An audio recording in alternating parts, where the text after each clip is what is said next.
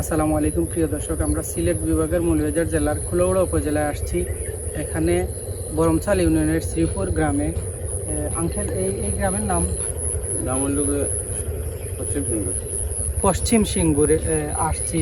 তো আঙ্কেলের সাথে যে কথা বলবো নিশ্চয়ই ওনার কোনো ফায়দা হবে না, ফায়দাটা হবে যারা দেখবেন বা সরকার পক্ষ বা যেখানে কৃষিক্ষেত্রে অবদান রাখেন কৃষি কর্মকর্তা বা অন্যান্য সকল ক্ষেত্রে যদি অন্যান্য কোনো ব্যক্তিবর্গ সুবিধাভোগী হয়ে থাকেন, ভুক্তভোগী হয়ে থাকেন বা কোনো সুবিধার প্রয়োজন পড়ে এই তথ্যগুলো যারা উপকৃত হন তাহলে ওনাদের জন্য কাজে আসবে। তবে আঙ্কেলকে কিছু প্রশ্ন জিজ্ঞাসা করব যে এই যে বরবটি ক্ষেত যাকে সিলেটি ভাষায় রামাই বলা হয়, এই ক্ষেতটা কখন হয় এবং কখন শেষ হয় এবং এই বিষয়ে হালকা কিছু তথ্য আপনাদের সাথে। মনে করো আমরা পৌষ মাসও ফলনটা ফলাই, পৌষ মাসও ফলন গাছ লাগাইলে মনে করো ফাল্গুন চৈত বৈশাখ মাস 3 মাস মধ্যে ফসল থাকবে। ফাল্গুন চৈত এবং বৈশাখ 3 মাস থাকবে। তো ইংরেজির সাথে মিলে নেবেন আপনারা, নিশ্চয়ই বাংলার সাথে এগুলো খুব সহজ হয়। তাছাড়া এখানে যে আপনার জায়গায় এই জায়গার কতটুকু আপনার জায়গা এখানে আছে? কিন্তু তো আমরা মনে করো রামায়ণ ফলাইছি মনে করো 3 কেয়ার হইব, এর বাদেও তো শশা ফলাইছি আমি তখন 3 দিয়ে। এই জায়গা কি আপনার না আনতে হচ্ছে?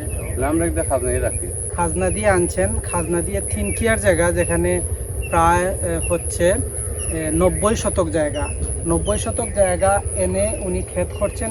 খাজনা নিশ্চয়ই খাজনার জন্য এটা খরচ রয়েছে এবং এখানে যে ব্যয় হয় এই যে বরবটি ক্ষেতের সার প্রয়োগ, আগাছা থেকে শুরু করে এই যে বিভিন্ন ধরনের ছোট ছোট বাঁশ, এইগুলোর নাম কি? কালীবাস। খালিবাস। এই দেখছেন খালিবাস প্রয়োজন হয়, আপনারা চিনবেন। এই বাঁশ দিয়ে কি করছিলেন? রামাইয়ের জন্য বা বরবটির জন্য ওই যে খুঁটি দেওয়া হয়, কারণ এগুলোর উপর দাঁড়িয়ে এই যে লতিগুলো উপরে উঠে, তো এইগুলো ছাঁটাই করছেন কারণ ক্ষেত শেষ হয়ে গেছে, শেষ পর্যায়ে। এই জন্য যাই হোক, আমরা আপনাদের সাথে যুক্ত হয়েছি বাংলাদেশের এই সিজনে, অর্থাৎ এপ্রিল মাসের 23 তারিখ আমরা আসছি এবং অনেক ক্ষেত এখানে শেষ হয়ে গেছে, অনেক ক্ষেত হচ্ছে আর অনেক ক্ষেতের এই যে সবজি এখানে সংরক্ষণ করা হচ্ছে এবং বিভিন্ন জায়গায় প্রেরণ করা হচ্ছে। এখানে কত মন প্রতি কেয়ারে আনুমানিক কত মন বরবটি বা এই যে রামাইটি কত মন হতে পারে? ধরো 1 কেয়ার জায়গা মনে করে একদিন আর করা যায় 300 কেজি 1 কেয়ারে। একদিন আর 1 কেয়ার জায়গায় অর্থাৎ 30 শতক জায়গায় 300 কেজি বরবটি পাওয়া যায়। এখন এই কেজির মূল্য আনুমানিক কত টাকা? আপনারা খুচরা কত টাকা বিক্রি করেন? তো এবার তো বরবটি দৌড়া ছিল মনে হয় উপরে দিয়ে 75 টাকা মতো দিচ্ছে।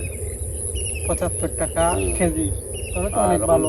আর মনে করো কিন্তু লাস্টে যখন কম গেছে, আজকে পর্যন্ত মনে 50, 55, 35, 30, 50 প্রথম দিকে কাঁচামালের বাজার বুঝতে পারছেন। প্রথম দিকে আমার মনে হচ্ছে যে প্রথমে যখন সবজিটা আসছে বাজারে তখন তো দাম থাকবে 70-75। আলুর দাম যেভাবে বেশি থাকে, তারপরে ধীরে ধীরে একটু সময় গেলে হয়। তবে দামটা যেন ন্যায্য পান সেদিকে আমাদের খেয়াল করতে হবে, কারণ এই যে দামটা কমে গেলে ওনারা ডিমোটিভেট হবেন, অনুপ্রাণিত না হওয়ার কারণে ক্ষেতটা কমে যাবে এবং এতে গিয়ে আমরা নিশ্চয়ই ক্ষতিগ্রস্ত হব।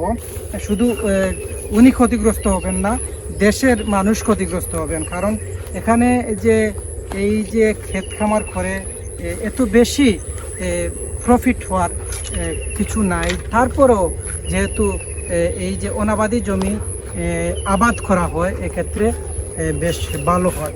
সো আপনারা দেখছেন এখানে কৃষিক্ষেত্রে যে অবদান রাখছেন আঙ্কেল, ওনার সাথে আপনাদের সাথে যুক্ত করেছি এবং নিশ্চয়ই ওনার ব্যস্ততম সময়, এই ব্যস্ত সময় পার করছেন কাজ করে। সাথে থাকবেন, নিশ্চয়ই আপনারা আমাদের সাথে আছেন এবং এই দৃশ্য দেখতে পাচ্ছেন এবং আমরা এই জায়গায় সাক্ষাৎকার আপনাদের সাথে শেয়ার করছি এবং আরও কিছু বিষয় তুলে ধরবো, সেগুলো দেখবেন। এবং এই যে ফেব্রুয়ারি মাস এবং মার্চ মাস, এই 2 মাসে বেশিরভাগ এই বরবটির সবজিটি আমাদের জন্য উপযুক্ত সময়। কারণ এই ক্ষেতটা এই মাসে হয়ে থাকে এবং প্রত্যেক কিয়ারে 300 কেজি বরবটি হয়, যেখানে 30 শতক জায়গা। সো আপনারা দেখতে পাচ্ছেন। প্রিয় দর্শক, সিলেটের মৌলভীবাজার জেলার কুলাউড়া উপজেলা থেকে সরাসরি কথা বলছি। ব্রাহ্মণবাজার ইউনিয়নের পাশেই বরমছাল ইউনিয়ন। বরমছাল ইউনিয়নের শ্রীপুর গ্রামে আসছি। এখানে শাকসবজি ফলন হয়ে থাকে, তার মধ্যে গুরুত্বপূর্ণ যে সবজি হচ্ছে বরবটি। বরবটি আমাদের শরীরের জন্য পুষ্টিগুণ যোগায় এবং খুব ভালো। এখানে যে ঘাটতি ভিটামিন, যে শরীরের জন্য সবজির যে প্রয়োজনীয়তা রয়েছে, সেই প্রয়োজনীয়তা মেটানোর জন্য নিশ্চয়ই এই বরবটি ক্ষেত খুবই গুরুত্বপূর্ণ ভূমিকা রাখে। এবং এখানে যারা কৃষিক্ষেত করছেন অসংখ্য ধন্যবাদ। এবং আমরা আশেপাশের যত ক্ষেত খামার রয়েছে সেগুলো আপনাদের দেখাবো এবং ভালো লাগবে, কারণ আমাদের সাথে থাকবেন। এই যে বরবটি ক্ষেতের সবজি, এই দেখছেন সবজিটা এত সুন্দর এবং লম্বা লম্বা এই দৃশ্য নিশ্চয়ই আপনাদের ভালো লাগছে। নিশ্চয়ই আপনাদের এই যে দেশের বিভিন্ন জেলা উপজেলায় বিভিন্ন জায়গায় প্রেরণ করা হয়, বিভিন্ন জায়গায় ঘাটতি পূরণের ক্ষেত্রে এই যে বরবটি ক্ষেত আমাদের জন্য খুবই গুরুত্বপূর্ণ ভূমিকা রাখছে। এবং এই জায়গায় সবচেয়ে বেশি ফলন হওয়ার ফলে বিভিন্ন উপজেলায়, বিভিন্ন জেলায় এই ক্ষেতটা প্রেরণ করা যায়। বিভিন্ন গাড়ি, এখানে শ্রীপুর বাজার রয়েছে, বাজারে থেকে বরমছাল এবং এদিকে ব্রাহ্মণবাজার হয়ে রাজনগর এবং এখানে বড়লেখা ছাড়াও বিয়ানীবাজার বা অন্যান্য সকল জায়গায় যায়। তো আমরা আপনাদের সামনে এই ক্ষেতের বিভিন্ন দৃশ্য তুলে ধরছি, নিশ্চয়ই ভালো লাগবে। এবং এই দেখছেন এখানে হয়তো লাউ ক্ষেত হয়েছিল, এছাড়া এখানে মিষ্টি কুমড়া ছাড়াও অন্যান্য ফসল হয়ে থাকে। সো আমরা এখানে আপনাদের সামনে তুলে ধরছি বরবটি ক্ষেতের বিভিন্ন দৃশ্য, সাথে থাকবেন। প্রিয় দর্শক, আপনারা দেখতে পাচ্ছেন বরবটি ক্ষেতের যে সাক্ষাৎকার, এখানে অসাধারণ এই যে সবজি আমাদের বিভিন্ন জায়গায় বিভিন্নভাবে প্রয়োগ করে থাকি।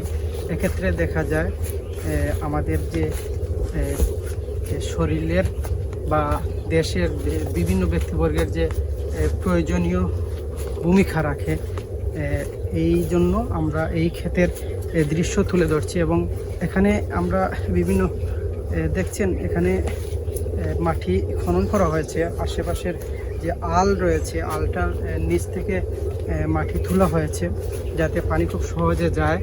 এবং আমরা এদিকে যাচ্ছি। দর্শক, এই যে ক্ষেতের বিভিন্ন নিয়মকানুন দেখেছেন, পানি এদিকে সেচ খুব সহজে যেন পানি যায়, এই জন্য এই মাটি তুলে হচ্ছে এবং ঘাস যাতে তুলিয়ে রাখা হয়েছে আলের মধ্যে। সো এই অবস্থায় আমরা আপনাদের সাথে একজন কৃষক আঙ্কেলের কথা তুলে ধরেছি, যিনি খাজনা এনে এই জমিটা চাষ করেছেন 3 কিয়ার। এভাবে এই এলাকার যারা পরিশ্রমী, উদ্যমী এবং কাজ করার জন্য বেশ প্রতিভাবান এবং তাদের যে শরীরের শক্তি প্রয়োগ করে এই ক্ষেত করছেন, নিশ্চয়ই আমাদের দেশের জন্য ভালো। হয়তো আপনারা দেখছেন আপনাদের কাজে আসবে, কিন্তু এই কৃষিজীবী মানুষের কতটুকু কাজে আসবে সেগুলো ভাবার বিষয় রয়েছে।